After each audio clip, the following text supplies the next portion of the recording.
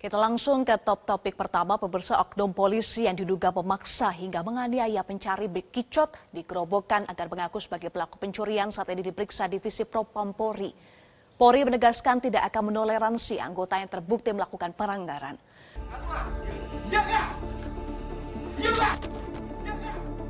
Viral di media sosial, seorang pencari bekicot di Grobogan, Jawa Tengah dianiaya oleh seorang oknum polisi saat melakukan interogasi dugaan kasus pencurian pompa air.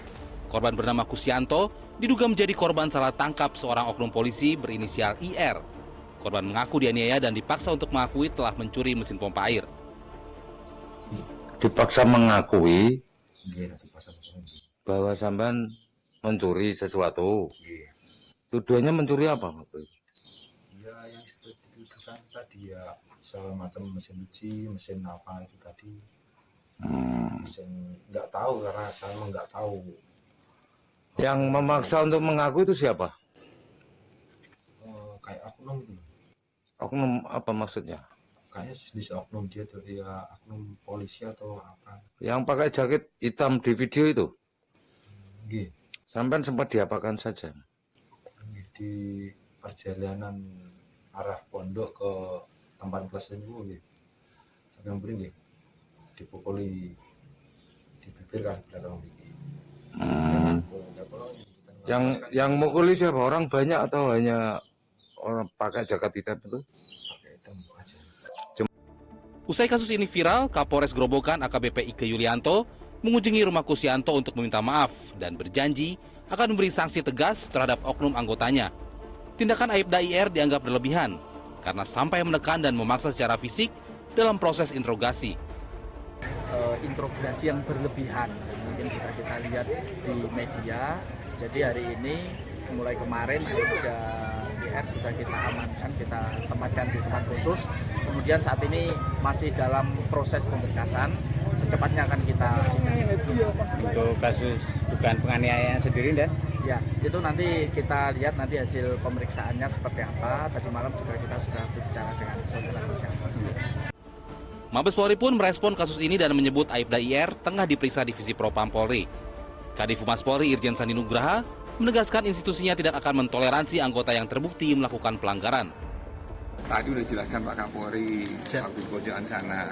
Tadi ya sekali lagi semuanya yang melanggar ketentuan sudah diverifikasi, sudah diperiksa sama Propam. Bahkan yang periksa bukan cuma Propam, itu langsung juga turun.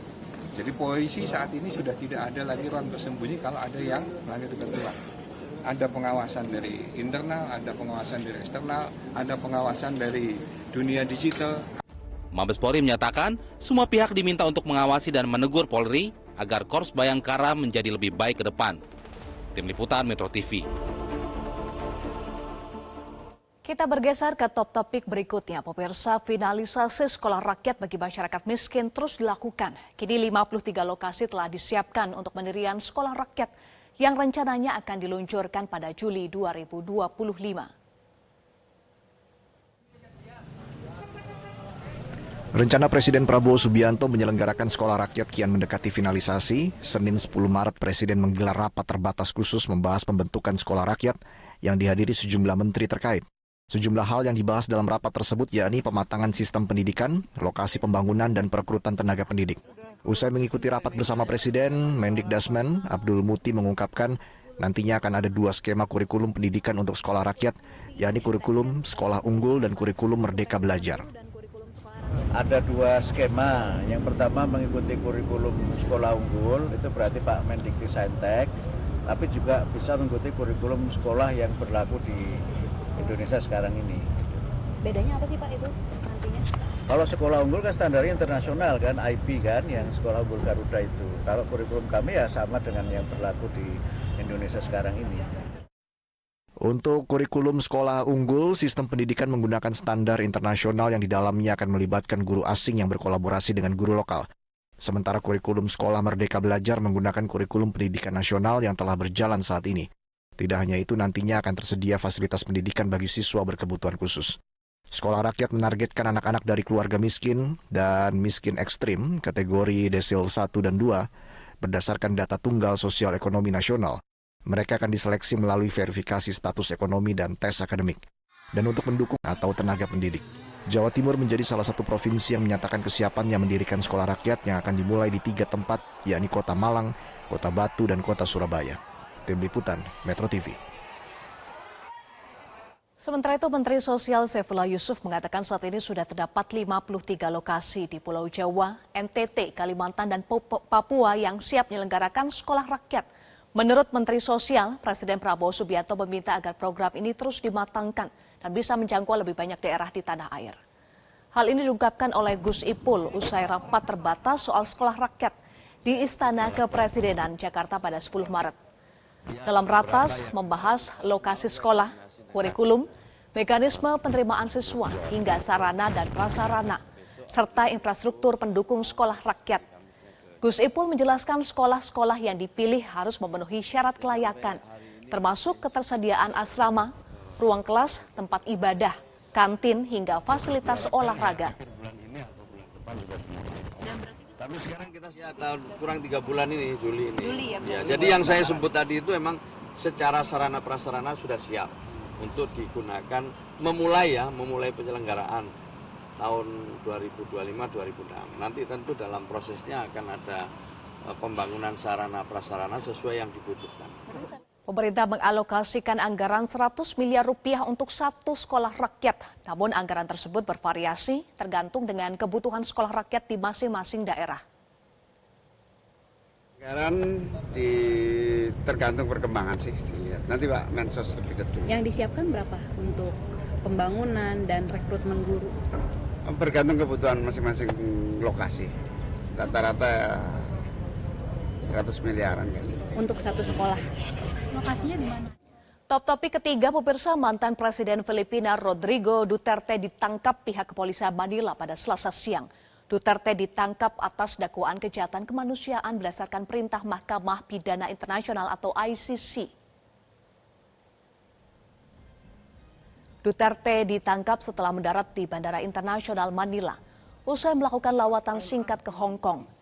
Otoritas Manila menyatakan Duterte dalam kondisi baik dan telah diperiksa oleh dokter pemerintah. Belum ada pernyataan resmi dari otoritas Filipina di mana Duterte akan ditahan untuk sementara waktu. Duterte ditangkap pihak kepolisian Manila yang bertindak berdasarkan surat perintah Mahkamah Pidana Internasional atau ICC atas perang mematikannya terhadap narkoba. Kelompok hak asasi manusia Filipina menyatakan kebijakan keras Duterte saat menjabat sebagai presiden telah menewaskan puluhan ribu orang, baik petugas maupun warga sipil.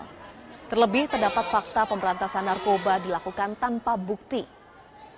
Sebelum ditangkap dalam sebuah kesempatan di Hong Kong, Duterte sempat mengecam penyelidikan Mahkamah Pidana Internasional atau berusia 79 tahun itu menyatakan siap jika akhirnya ditangkap.